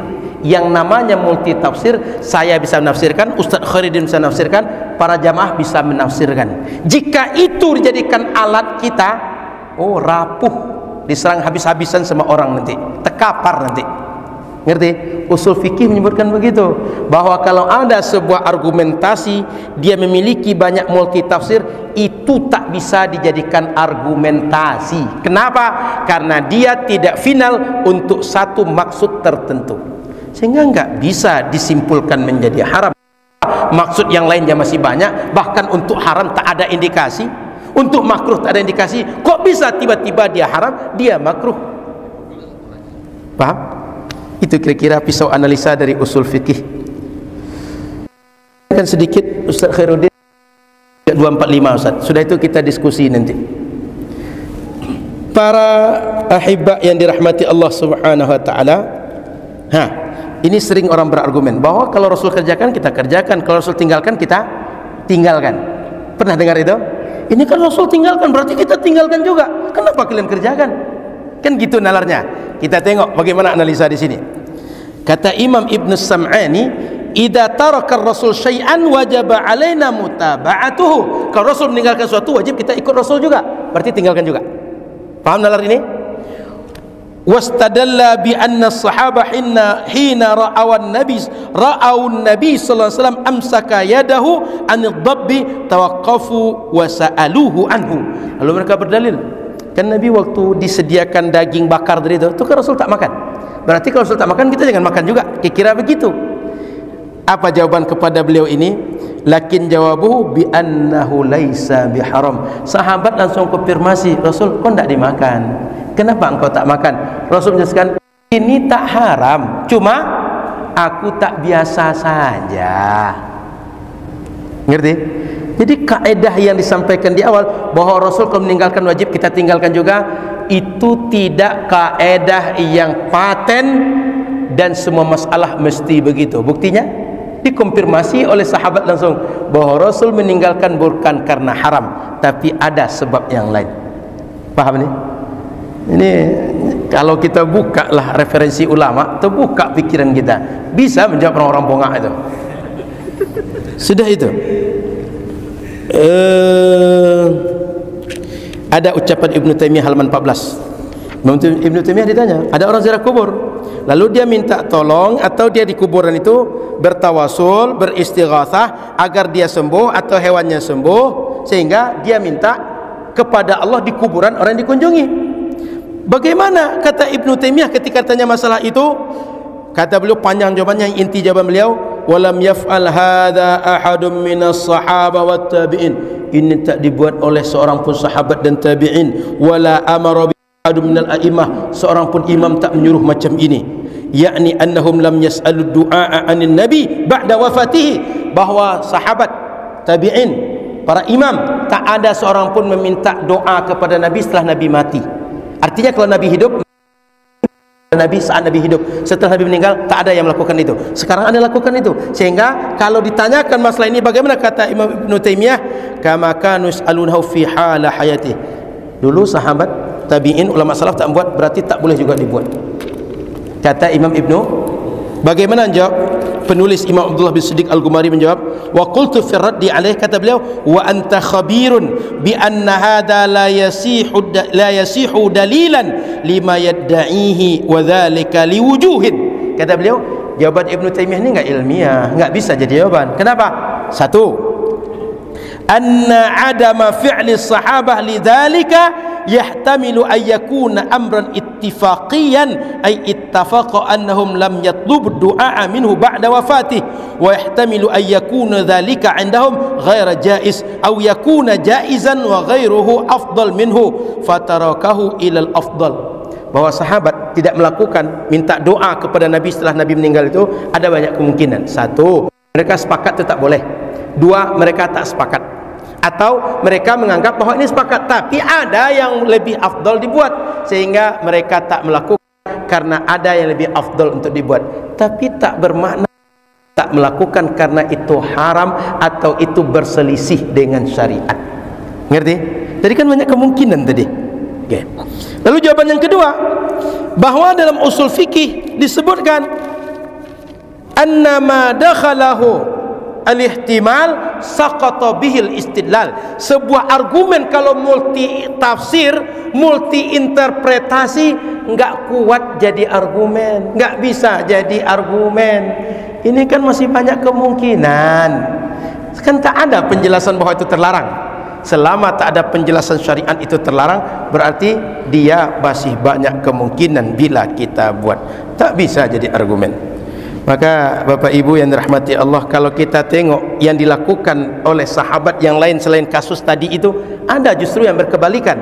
Tengok, ada kasus di halaman 20 bahwa anna Bilal bin al-Haris al-Muzani as-sahabi dhahaba 'amal ramada ila al-qabr an-nabi. Dulu di masa pancaklik, masa Sayyidina Umar bin Khattab, orang mengadu, datang dia ke kuburan Nabi, ya Rasulullah, istasqi li ummatik fa innahum qad halaku. Kata sahabi itu, Nabi, tolonglah minta kepada Allah agar diturunkan hujan, karena orang Madinah hampir mati saking panjangnya kemarau, tak ada air lagi. Lalu apa yang terjadi? Fa'atahu fil manami. Tidur orang tadi, Nabi datang dalam tidurnya, bermimpi dia berjumpa dengan Nabi. Sahabat Bilal tadi itu. Wa qala lahu, apa kata Nabi kepada Bilal tadi? Idhhab ila Umara wa akhbirhu annahum masquna. Pergi pada Umar, kasih tahu pada Umar, kalian akan disiram sebentar lagi, hujan akan turun kepada kalian. Wa qul lahu alaikal kaisal kaisa. Katakan pada Umar, siapkan penampung air karena air akan banyak turun. Kalau kita baca hadis lebih lengkap, sampai tumbuhlah rumput-rumput di Madinah, gemuklah hewan-hewan karena hujan itu turun tak sebentar, tak sedikit, tapi banyak dan berkepanjangan lama. Kalau tak diminta berhenti, tak berhenti hujan saat itu. Artinya ada sahabat Nabi sepeninggal Nabi datang ke kubur Nabi, minta, ya Rasulullah, tolong akan kepada Allah agar diturunkan hujan, sudah hampir mati ini Nabi. Ibnu Taimiyah berdalil, tidak dibuat sahabat katanya. Ini ada sahabat buat. Paham?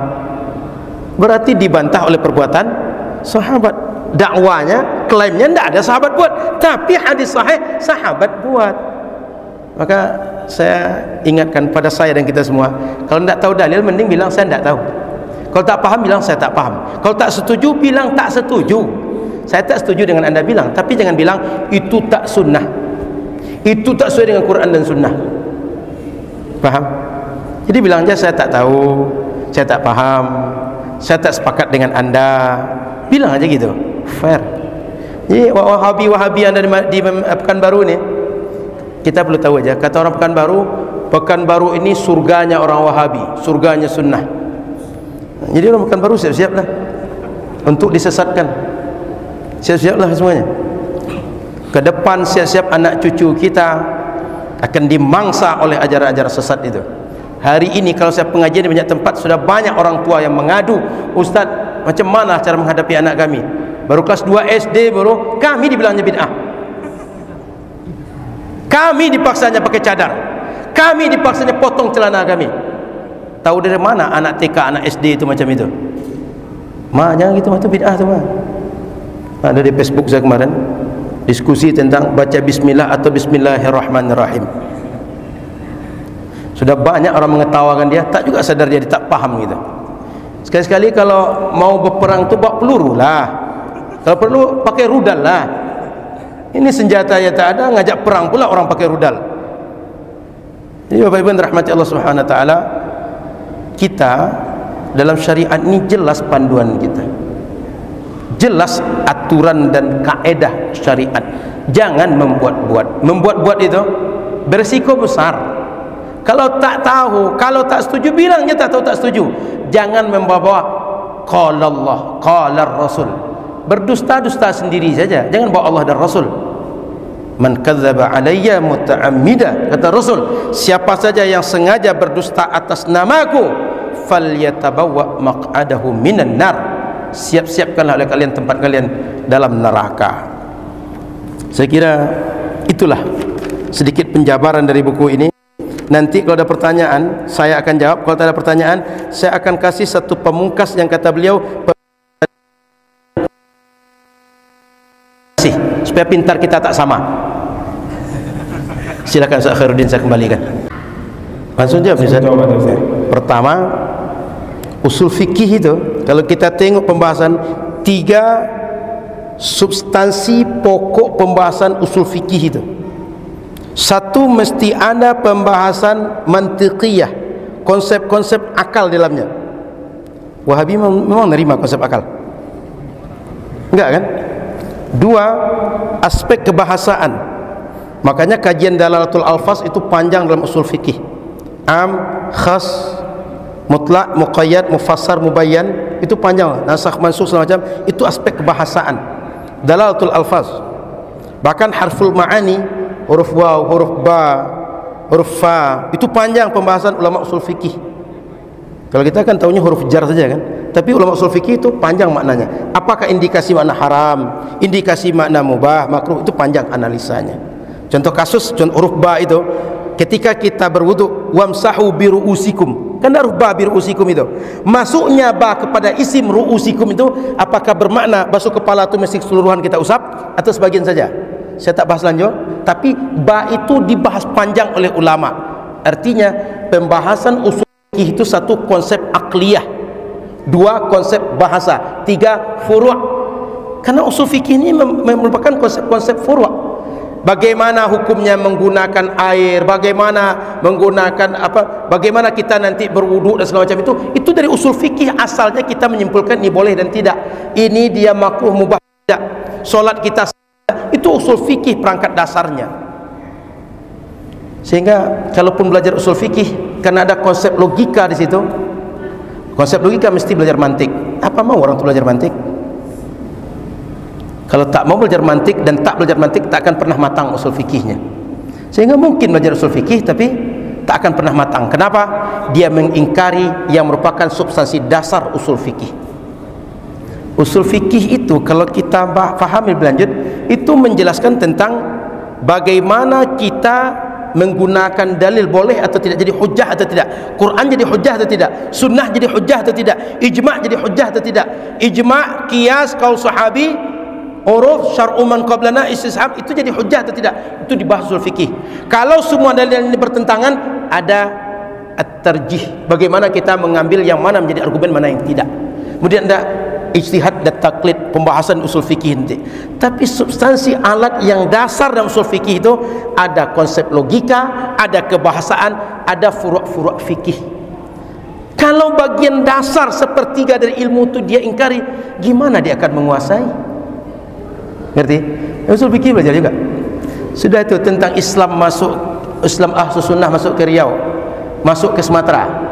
Jangankan Sumatera, Indonesia keseluruhan, silakan buka sejarah Islam pertama masuk Nusantara Samudra Pasai.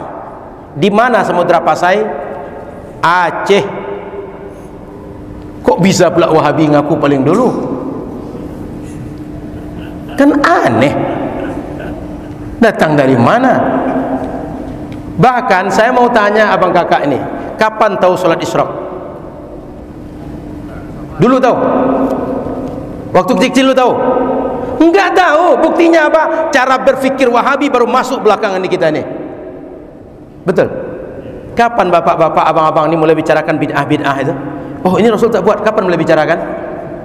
Baru belakangan. Sejak buku-buku gratis diterjemahkan, dibagikan haji dan umroh. Kita itu balik haji dimainkan mereka. Sengaja dibagikan buku-buku gratis untuk merusak pemikiran orang ahlu sunnah. Sampai di Indonesia apa kata dia? Tengok kami balik dari Makkah, doa bersama habis sholat itu bid'ah rupanya. Orang tak mengaji membid'ahkan orang mengaji 70 tahun. I'anah Talibin dibacakan orang, Fathul Wahab kaji orang. Paham maksud saya? Dari mana sumber ilmunya? Buku disebarkan gratis. Kita tipis buku ini tapi payah memahaminya. Belum tentu kita ngerti setelah saya menjelaskan ini. Tidak berani kita mengatakan, oh bapak ni ahli bid'ah ni pak. Ini dapat buku gratis, entah pernah jelaskan orang atau tidak. Buku terjemahan pula lagi, entah salah penterjemahnya, entah benar penterjemahnya. Iya pula kata awak. Gitulah kira-kira bang. Wahabi ini masuk ke kita baru belakangan ni bang. Sejak duit banyak bang. Dulu ketika tak berduit tak ada. Silakan dengar bedah buku Dr. Mawardi di situ, saya sebagai panel beliau di situ. Beliau cerita ini Wahabi hebah ini setelah perang Teluk, sebelum perang Teluk belum ada. Artinya apa? Ada duit dan politik di balik Wahabi ini. Ini hari ini sekedar bernalar saja. Semua sufi, semua asy'ari, semua tabligh berharap Palestina itu bebas dan masyarakatnya tercukupi kebutuhan, sehingga berfatwa zakat boleh bayar dengan uang dan uang itu boleh dikirim ke Palestina. Apa kata Wahabi? Zakat tak boleh dengan uang, mesti dengan makanan pokok. Tapi coba kalau musim haji, dam masyarakat dunia ini semuanya masukkan ke bank pemerintah, tersimpan dana di bank. Oh, banyaklah dana masuk. Orang bank kalau dana masuk itu, cobalah tanyalah ke orang bank, ini ada orang nyimpanannya, meskipun sebentar nyimpan gitu. Senang kali orang bank itu. Faham? Fatwa itu kadang ikut nafsu pemerintah.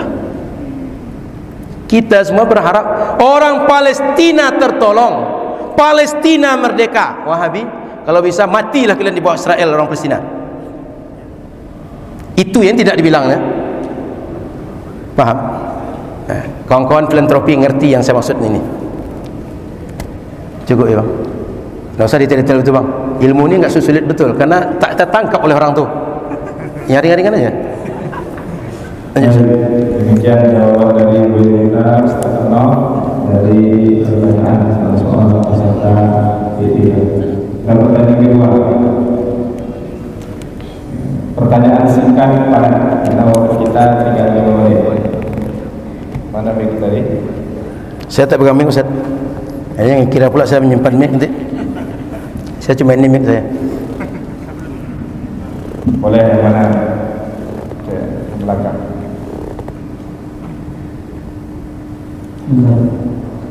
Assalamualaikum warahmatullahi wabarakatuh. Waalaikumsalam warahmatullahi wabarakatuh.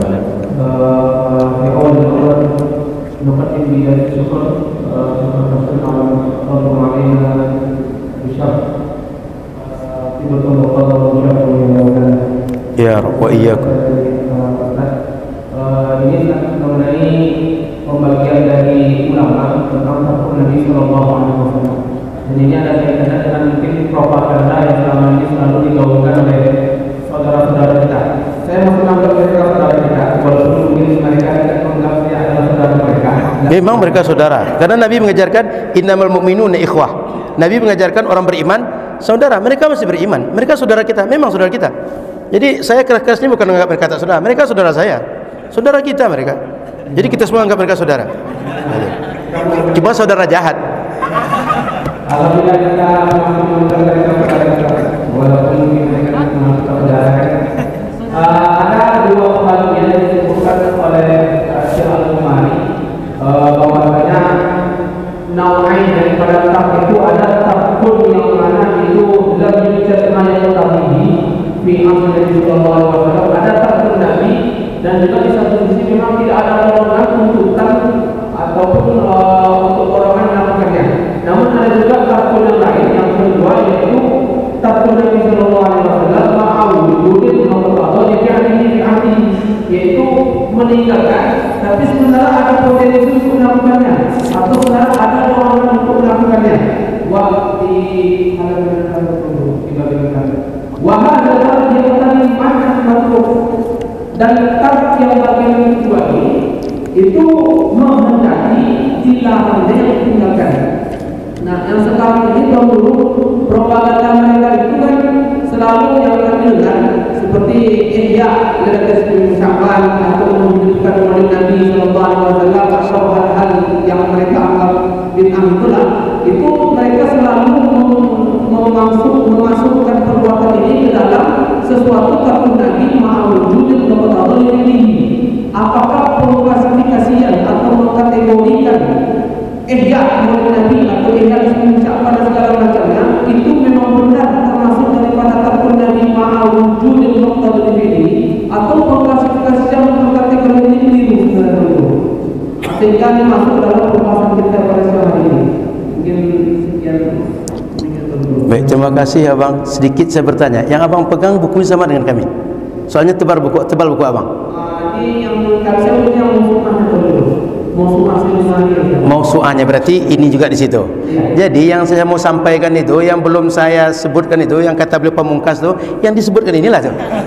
Sehingga kalau abang baca halaman 25, tengok halaman 25 paling ujung, wa hadhihi faidah la tujadu illa fi hadhihi risalah walhamdulillah.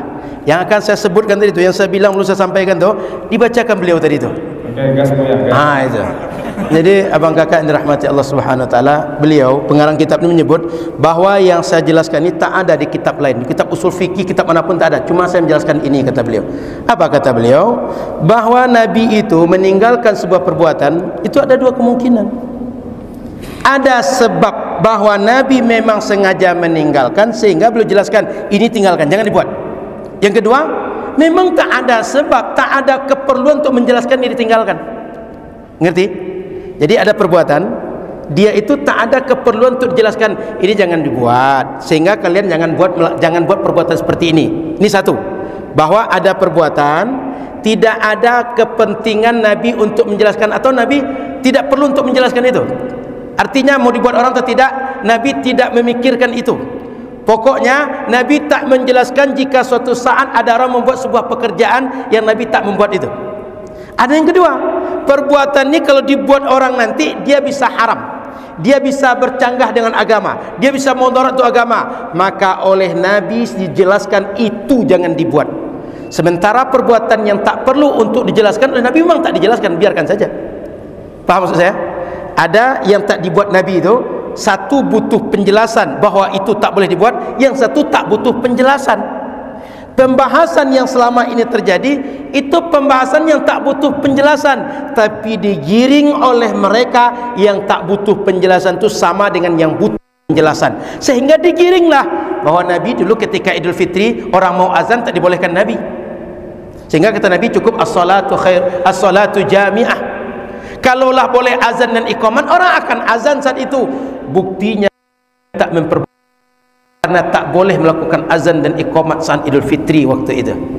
Ngerti? Jadi ada dua hal.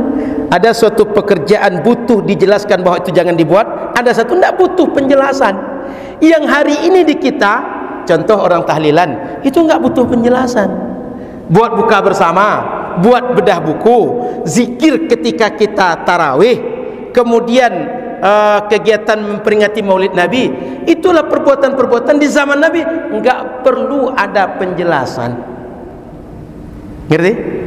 Jadi ada perbuatan Nabi memang sengaja tak dibuat Nabi, tapi perlu untuk dijelaskan, maka dijelaskan oleh Nabi, dan itu memang harus kita tinggalkan.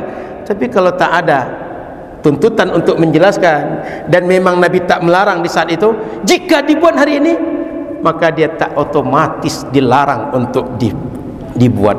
Itu kata beliau, pembagian tarkun Nabi menjadi dua itu tak ada di kitab lain yang membahas, baru beliau membahas, kata beliau. Ngerti? Jadi kita mesti membagi bahwa ada perbuatan perlu penjelasan bahwa ditinggalkan itu tak boleh, ada satu tak perlu penjelasan bahwa ditinggalkan itu boleh. Tapi oleh orang Wahabi dihukum rata, semuanya harus ada penjelasan dari Nabi. Kalau tak ada penjelasan Nabi tak boleh dibuat, kalau ada penjelasan Nabi boleh kita buat. Itu yang dimaksudkan oleh beliau. Ternyata buku kita sama, antum megang mausu'ahnya sehingga tebal, kami pegang yang satu-satunya, risalah satu-satunya. Makasih Ustaz. Jadi iyyakum. Silakan awal ini bertanya. Terakhir ya. Syukur Ustaz. Semuanya saya ini soal praktisi Ustaz. Jadi nanya praktis Ustaz. Siap. Fikih zakat itu sama mungkin fikihnya fikih ibadah Ustaz. Iya. Sama dengan sholat, haji dan lain-lain. Tetapi zakat tak bisa kita pungkiri aspek sosial, aspek maslahat. Iya. Nah, terkadang kawan-kawan kita ini, saudara kita ini menganggap bahwa seperti contoh di kota peretasan kan, mereka menganggap itu tidak ada dalil segala macam, Nabi tak melakukan. Dan kedua, contoh dalam penghasilan aja itu menurut mereka tidak ada. Ketika kita tambahkan, kok tidak ada zakat itu pada fitrah. Saat itu kira-kira untuk menanggapi yang seperti itu seperti apa kira-kira? Karena saya harus orang praktisi. Baik. Jadi qardul hasan tadi ya. Ya. Qardul Hasan itu kalau kita ngerti, tengok pembahasan asnaf mustahik zakat tentang Ibnu Sabil. Ibnu Sabil ketika dia kemalaman, kehabisan bekal, sementara dia orang kaya, cuma kehabisan bekal di perjalanan. Gimana? Dia dikasih zakat atau dihutangkan dana zakat? Paham? Saya ini crazy rich, apa istilahnya? Crazy rich. Orang kaya sultan lah sekarang tuh. Cuma pas datang ke Rimba Riau, masuk ke hutan akasia, hilang konek, hilang dompet. Mau balik ke Jakarta, tak bisa beli tiket. Orang pun tak mau menolong. Saya ini orang kaya Pak, cuma tak ada duit sekarang. Gimana saya? Berhak saya dapat zakat? Masa crazy rich dapat duit gitu, dapat duit zakat lagi gitu. Malu-maluin aja kan. Jadi saya tak punya duit. Apa solusi saya? Saya hutang duit zakat, tolong pinjamkan saya duit, nanti dah sampai rumah saya balikkan lagi itu. Itu dalilnya berhutang terhadap dana zakat Qardul Hasan. Maka sekali bukalah kitab-kitab fikih itu. Mustahik zakat tu Ibnu Sabil tu gimana sih gitu? Boleh enggak berhutang? Makanya ada kajian bagaimana hukumnya menghutangi dana zakat bahkan oleh mustahik sendiri. Boleh enggak mustahik hutang dana zakat? Apalagi non mustahik. Ada pembahasan di situ. Cuma para amil zakat mesti amanah dalam mengelola dana zakat. Artinya jika dia pinjamkan terjadi sesuatu, resikonya ditanggung oleh amil. Kenapa? Kalau dia meminjamkan bukan karena pertimbangan-pertimbangan yang sesuai kaidah syariat, dia mesti ganti rugi kekurangan dana zakat karena kepertimbangan kebijakan dia tak sesuai maslahat zakat. Itu contoh. Termasuk kalau ada orang mengelola zakat, mestinya beras itu disimpan tempat yang teduh. Oleh dia disimpan halaman Masjid Raya An-Nur. Datang hujan, basahlah beras tadi. Kira-kira kalau beras basah tadi, amil zakat tanggung jawab itu mengganti atau tidak? Harus ganti. Kenapa? Mestinya jangan disimpan di tempat terbuka agar tak rusak beras, sehingga sampai kepada mustahik zakat dia bagus, dia layak untuk dikonsumsi. Tapi dia sengaja simpan di tempat yang terbuka, basah oleh hujan, dicuri oleh maling. Maka orang zakat berarti tak amanah mengelola zakat. Jadi poinnya adalah Qardul Hasan tu ada makhraj fikihnya. Cuma kalau tak pernah ngaji fikih tak dapat dia. Kan biasa potong kompas Quran sunnah, Quran sunnah. Quran sunnah itu banyak ilmu yang didapat dari situ, yang tak bisa digali kecuali oleh orang yang ngerti fikih. Ini awak fakih tidak, belajar fikih tidak, tapi fatwanya macam lebih berat pada mujtahid lagi. Itu hanya ada orang abad 15 ini. Sudah itu bagaimana menyikapi? Kita mengambil fatwa, katakan ikut fatwa MUI, ikut fatwa Muhammadiyah, tidak ikut fatwa NU, tak ikut fatwa sebagian orang. Ya kalau nalarnya selain Nabi semuanya bisa benar bisa salah, tak ada yang pasti benar. Nabi cuma pasti benar. Ini kan nalarnya kadang dibolak-balik orang itu. Kalau untuk orang lain bisa benar bisa salah, kalau mereka tidak pernah salah, benar selalu. Apa kalian sudah jadi nabi? Paham maksud saya ini? Kalau giliran Wahabi berfatwa selalu benar, tak ada benar dan salah. Tapi selain Wahabi bisa, mereka itu ulama bisa benar bisa salah. Jika ulama bisa benar salah, kalian yang bukan ulama lebih bisa benar dan salah, bahkan kalian salah semua. Ngerti? Jadi nalar-nalar itu mesti kita hidupkan. Masa ulama bisa benar dan salah, yang bukan ulama tak bisa benar dan salah? Benar salah kok bisa hebat yang bukan ulama daripada ulama? Ngerti maksud saya ini? Ini nalar ini dihidupkan. Jangan terintimidasi begitu orang berargumentasi, apalagi dia macam interogasi dengan kita. Tenang saja, tinggal balikkan, kamu gimana gitu. Tinggal tanya-tanya, kamu gitu aja, biar kaget dia, terpikir, iya juga ya, saya tanggung jawab di hadapan Allah atau tidak gitu. Selama ini karena tak terpikir, karena jarang dipakai. Mereka tuh sering otaknya tuh ori, jarang berpikir memang. Jadi Hendy, kita sebagai orang filantropi, masyarakat awam, bagi kita para ulama yang berfatwa kepada kita, itulah sandaran hukum kita. Maka kita tinggal ikut siapa yang akan kita rujuk. Yang lain rujuklah ulama yang kalian yakini. Tapi perlu ingat, ulama kalian bisa benar bisa salah, sama seperti ulama kami bisa benar bisa salah. Tak ada yang maksum kecuali Nabi. Kalau kalian anggap bisa salah, kalian juga bisa salah. Sehingga kalian tak perlu mengatakan harus seperti kami, tak boleh seperti kalian. Jika kalian menganggap boleh seperti kami, yang kami yakini. Sehingga umat ini, saya terus terang, kalaulah Wahabi itu di Pekanbaru dia sibuk menyiarkan agama dia sibuk dengan menjelaskan tentang paham dia, kita nggak akan counter attack, kita akan diam saja. Tapi karena kerjanya berdusta, memfitnah, buat framing, sebut di Mesir tak ada kultum tarawih. Saya 9 tahun di Mesir, tengok siaran Masjid Azhar setiap hari ini, ada kultum tarawih. Di Masjid Madinah pun, di Makkah pun, Syekh pun kultum tarawih. Kok tak ada katanya di Makkah, di Mesir kultum tarawih?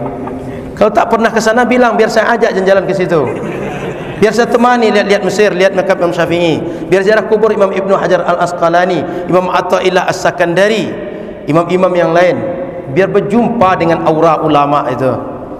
Ini maka saya bilang tadi, kalau tak tahu, kalau tidak mengerti, tak sepakat, bilang saja, saya tak sepakat dengan anda, saya tak tahu, saya tak ngerti, saya tak mau seperti itu. Udah, kita jalan masing-masing. Tapi mengatakan kami tak sunnah, kalian sunnah, pertanyaannya, kenapa tak kami yang bilang begitu? Kami yang sunnah, kalian tak sunnah. Kalau kalian ngaku salafi, kami tak salafi, kenapa kami yang tak, kenapa tak kami bilang kami salafi, kalian bukan salafi? Kalau kita tengok-tengok, kalau kita jujur-jujuran, kita ni merujuk Imam Syafi'i salaf, Imam Abu Hasan Al-Asy'ari salaf. Mereka paling jauh cuma ikut Ibnu Taimiyah 728 Hijriah, bukan salaf. Kok bisa mereka salafi, kita tak salafi? Ngerti maksudnya? Jadi jangan hanya kita yang bisa, orang tidak, hanya kita benar, orang tidak. Apa beda kita? Apa kalian sudah makan kaca, makan kawat, makan sudah bukan lagi nasi, makan macam kami? Kalau masih sama makan nasi kita, masih sama benar dan salah kita. Saya kira itulah agaknya, Ustaz. Karena kalau makin panjang, makin banyak kita bahas nih, makin banyak juga yang keluar lagi nih. Dia makin lama makin panas, makan macam panser.